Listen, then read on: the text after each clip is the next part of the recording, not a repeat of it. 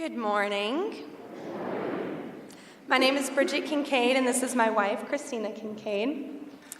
Even though I just became a member last year, I have been attending Asbury, both of us have, for more than 10 years now. My journey that would lead me to Asbury began back in 2007. January 17th, 2007, I answered a question with the easiest and yet most difficult yes I would ever answer. My mom had just come into my room and asked me, "Bridgette, are you gay?" The next stop on my journey was 2 months later. I had been attending a church with some of my friends from school on Wednesdays. This church had an amazing youth service with a live band, fog, and strobe lights. I would still go to church with my mom on Sundays, but I lived for my Wednesday nights. I always thought, this is the church my God would go to. After service let out, they would always have some light snacks, and good bit of social time. That was my thing. After socializing for a while, I headed back to my car. One of the youth leaders caught up to me just before I got in. He greeted me and then told me he had heard some rumors going around that I was gay. I told him, yes, those rumors are true, but I am gay, not might. He then warned me that these choices were not what God wanted for me and that this was not a right path.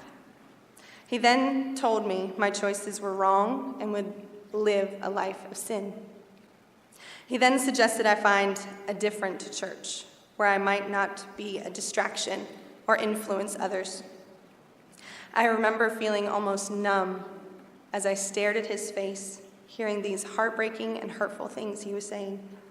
I got in my car and just cried. Things were still rocky at home with my parents, so I couldn't go home and tell them that my church thought I was wrong too. I was truly heartbroken. On my way home, driving with foggy eyes, I remember the most distinct thought ran through my mind. Turning into my parents' neighborhood, I had this immense sense of peace and calm come over me. My God would not go to this church.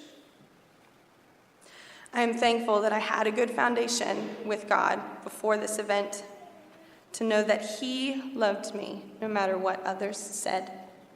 This thought was the only thing that would keep me going some days, especially when students would pass me in the hallway and shake their head, my church family. They would ignore me. Some would even come up to my sister and tell them how shocked they were to hear and that they were praying for me. Fast forward to the summer, I started college and met Christina. After we started dating, she told me about this amazing church that she went to. I did have to say, if they accept Christina, they must be pretty okay.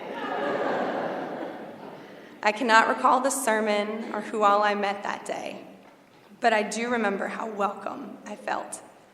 I noticed how different everyone was and how accepting they were. That's when I knew my God would go to this church. Ray, can you turn me up? Turn me down?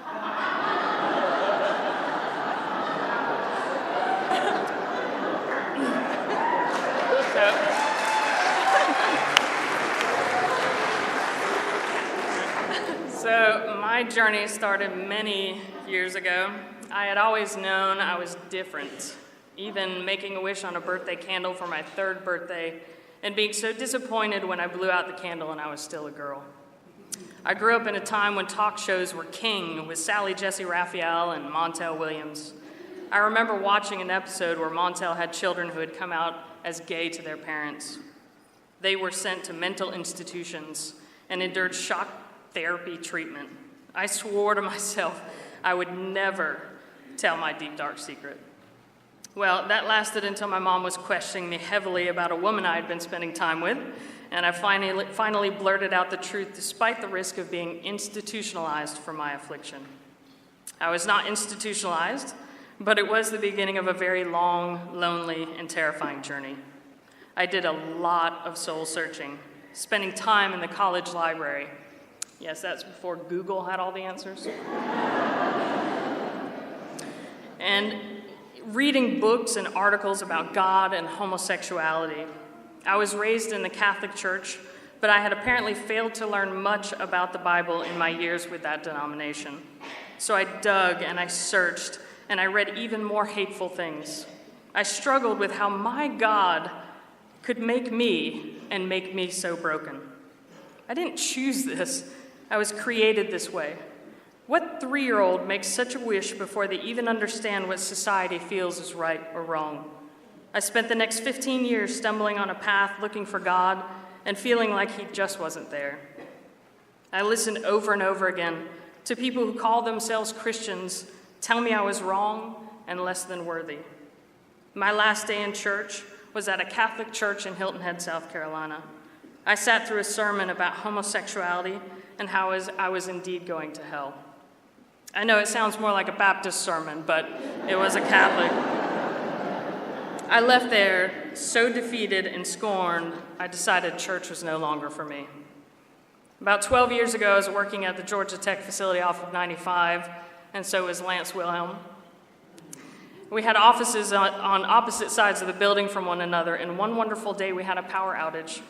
Curious little Lance came wandering up the hall to see if we were without power too. We chatted for the next hour, which of course, if you know Lance, ended with him asking me if I attended church and told me about how wonderful Asbury was. I think Lance has a keen sense of finding lost souls and bringing them back into the light. It took me a couple months, but I finally decided to give Asbury a try. I sat down and Billy walked out with a rainbow stole. I thought, that's merely a coincidence. And I know that there's this whole thing with rainbow as a covenant of God. Okay, I didn't know that before Disciple 1 with Katie and Janet Wagner, but I let it slide. Then he thanked God for the differences among his people, race, sexual orientation, etc. My jaw hit the floor. I looked around thinking, this nice man is going to lose his job. But then in front of me, this straight couple was nodding their head up and down, agreeing. I had surely entered the Twilight Zone. What was this place? Then to top it off, I learned that Billy and Sherry were former Broadway performers, and I am a huge musical nut. It's as if God said, what can I do to get this child back to church and back to me? He created Asbury, that's how. Between Asbury and 2 more of God's angels guiding me back to him, I finally found my way home. Asbury has been more than just a home to us. This church and its people, especially those on the hospitality team, have been our rock, our shoulders to cry on, friends, and family. When Bridgette and I finally admitted that we were created by God for one another, half of our wedding attendees were hospitality team and disciple members. This church is more than a safe place for those in our community.